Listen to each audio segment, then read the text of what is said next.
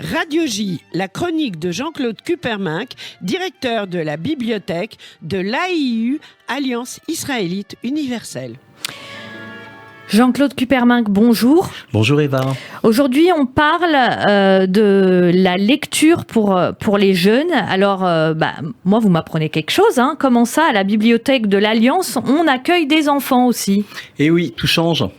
Depuis que la bibliothèque de l'Alliance est hébergée et réside et offre une salle de lecture dans le bâtiment Safra du 16e arrondissement, qui est un bâtiment de l'Alliance, il y a principalement une école dans ce bâtiment. Donc, on s'est dit, on change de lieu, on change beaucoup de choses, on va aussi offrir un nouveau service. Pourquoi on peut offrir ce service? C'est parce qu'il y a déjà un certain nombre d'années, on a reçu de Michel Kahn, vous connaissez l'auteur Michel Kahn, qui tenait une rubrique pendant longtemps à l'Arche de critique de la littérature jeunesse. Elle nous a offert des centaines de bouquins pour les enfants. Et on savait pas trop quoi en faire, on pouvait pas trop les utiliser. Et dans la nouvelle salle de lecture, on a mis ça sur les rayons et on a offert le premier public auquel évidemment on l'a offert, c'est ceux de l'école. Donc, tous les enfants qui passent par cette école Gustave Leven de l'Alliance peuvent 2 fois par semaine monter à la bibliothèque, choisir des livres, les emprunter chez eux et nous les rendre ensuite. Je suppose que la bibliothèque est bien sûr ouverte aux autres enfants.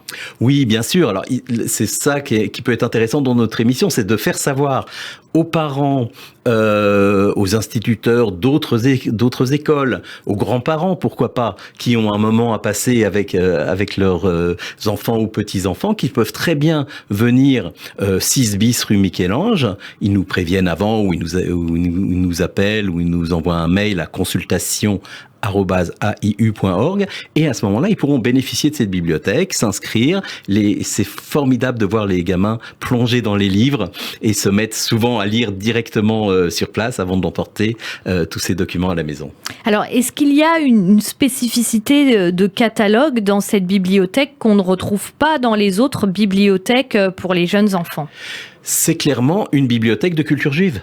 Donc c'est le seul endroit, j'imagine, ou un des très rares endroits à Paris où vous pouvez aller avec un jeune en disant, voilà, tout ce que tu trouves ici, ça a un rapport avec la culture juive, avec l'histoire. Alors, il y a beaucoup de livres, la production est comme ça, il y a beaucoup de livres autour de la Bible et des personnages bibliques, il y a beaucoup de livres autour de la Shoah, c'est évidemment un sujet, sur l'histoire juive, mais il y a aussi des petits romans, des contes, des albums illustrés sur des tas de sujets. Alors, on a un peu élargi, par exemple, tout ce qui est autour du vivre ensemble, tout ce qui est autour de la lutte contre les inégalités, contre les discriminations se trouve là aussi. Mais voilà, c'est une bibliothèque spécialisée dans le judaïsme, mais à destination des enfants. Ça peut paraître quand même un peu surprenant venant d'une bibliothèque connue pour ses collections patrimoniales. Comment on fait subsister les deux ?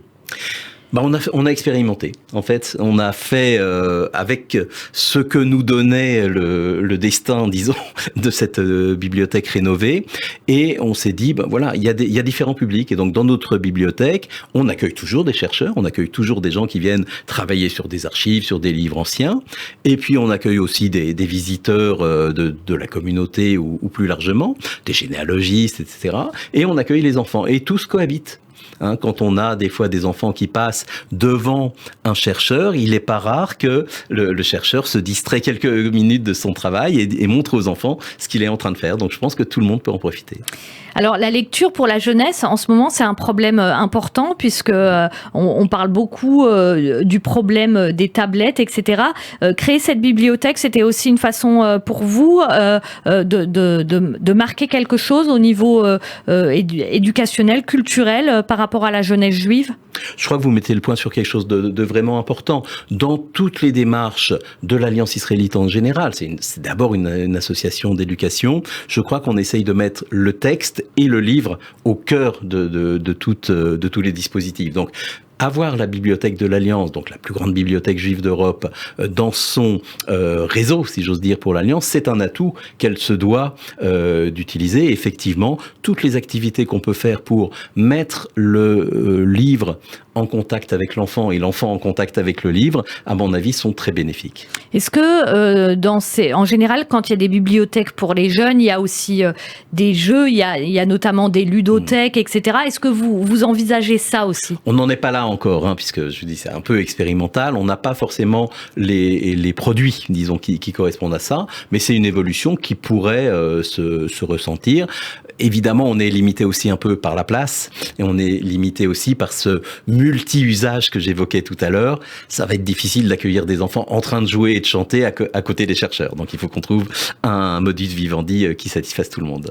Est-ce qu'il y a aussi un site en ligne pour consulter justement une base de données par rapport aux livres qu'on peut trouver dans cette bibliothèque de l'Alliance pour enfants ? Alors, cette bibliothèque-là est intégrée à la bibliothèque de l'Alliance et donc est intégrée au réseau Rachel, dont j'ai parlé dans une autre émission. Le réseau Rachel, donc, qui vous permet par un catalogue en ligne, une base de données en ligne, de retrouver des auteurs, des titres d'ouvrages, voire des thèmes, et de savoir où les trouver. Alors, si je vais, moi, avec mon enfant dans cette bibliothèque de l'Alliance, quel livre, par exemple, je peux trouver? Alors, vous allez trouver, ça touche un peu tous les âges, hein, les niveaux, disons, on va dire du primaire, voire même du jardin d'enfants jusqu'au collège, mais il y a même quelques livres pour les plus grands.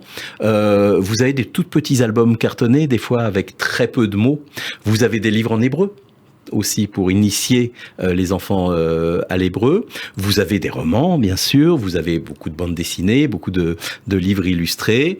Vous avez des auteurs comme Rachel Hostetter. Vous avez des auteurs comme Madame Hazan. Vous allez retrouver Serge Bloch, etc. Enfin, beaucoup d'auteurs juifs eux-mêmes ou qui ont introduit des données juives dans leurs œuvres.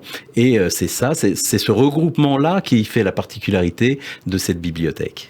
Alors, pour aller à cette bibliothèque, est-ce qu'il faut prévenir à l'avance, s'inscrire, ou alors est-ce que c'est ouvert Alors, le mieux, c'est quand même de prévenir, et le plus pratique, c'est par le mail. Donc, une adresse qui est consultation, le mot consultation au singulier, @aiu.org. Et là, vous nous dites, voilà, j'aimerais passer cet après-midi, demain, pour voir des livres avec mes enfants, et on vous accueillera très volontiers. Et voilà, j'aimerais passer. Merci beaucoup. Alors venez. Merci beaucoup, Jean-Claude Kupperminck, et à très vite. Au revoir. Au revoir.